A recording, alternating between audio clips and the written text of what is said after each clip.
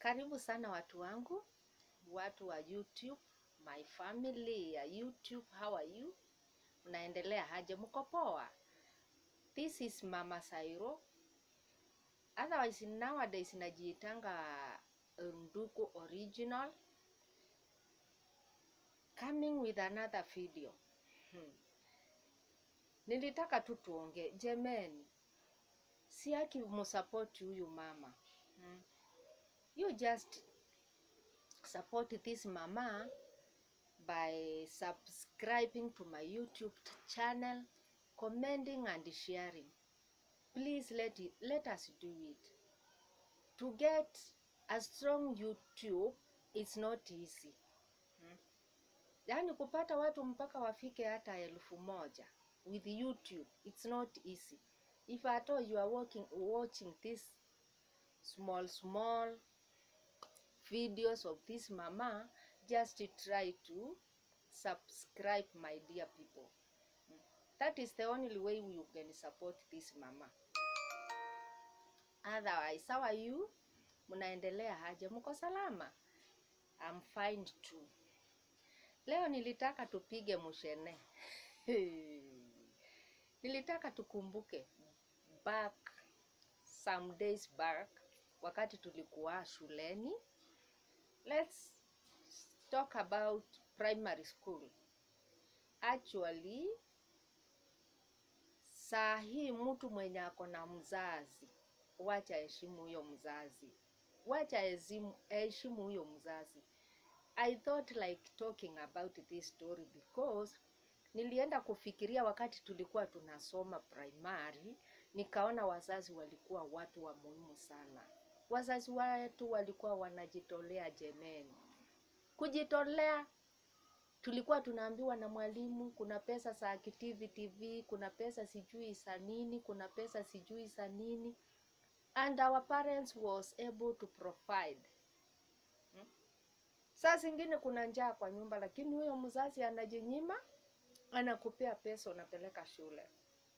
Kulikuwa pia na siku ya wazazi wenye wanaenda kufanya kazi shule. And then mwambie wazazi wenu siku fulani, it was just a day of a week, between the week, later Wednesday, hiyo ni parents day. Wanakuja wanafanya kazi, you are parent with jembe ama panga. Just imagine, anakuja kufanya kazi shule kwa ajili yako. And yet, saa hii unapata pesa but you don't remember that mzazi. Imagine mzazi wako akiwa hai ni mtu wa maana sana.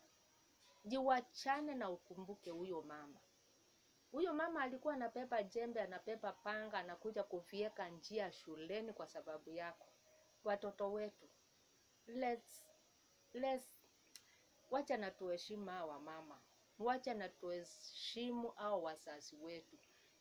Wakiwa hai ama wakiwa wako, wenye hatuna wengine pengine walituacha, we feel very sad. Like my dad, I feel very sad. This is the high time huyo mzee angepumzika, apate at least kitoko yenye napata, just a quarter of what I'm getting right now. So in case umefanikiwa kuwa na wazazi wote, hebu jaribu kujali hao wazazi. Those people, na wazazi ni watu wa maana sana. Like a parent. Nikifikiria naonanga vibaya sana. Ikiwa saa hii kuna mtu anasimama na kutusi mzazi wake, oli wake, wacha Mungu amsamehe. Kwa sababu huyu mzee amefanya kazi mingi sana to bring you up. Just appreciate that parent. Hata ikiwa ako namna gani, we mshukuru. Kuna ile party yake aliplay. Anyway, nilitaka tu tukumbushane nyakati hizo za primary. Saa hii ndio naona ile kitu mzazi alikuwa anafanya ilikuwa kitu ya maana kwako. Saa hii wewe ikiwa uko mzazi and you have younger kids, ndio unaelewa what your mother passed through because of you, what your dad passed through because of you. So please, younger kids, younger brothers and sisters, wenye wanatoka chini saa hii, wacha na wakumbuke hao wazazi.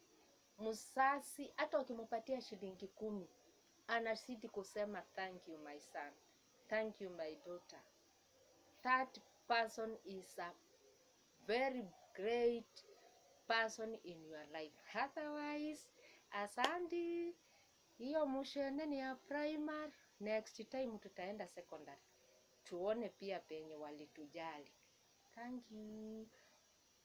Bye. Love you.